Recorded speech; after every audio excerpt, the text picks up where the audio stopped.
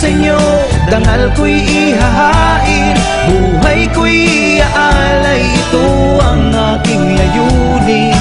Di nyo man ituring na bayani, maglilingkod pa rin ako, dahil pulis ako, pulis niyo po.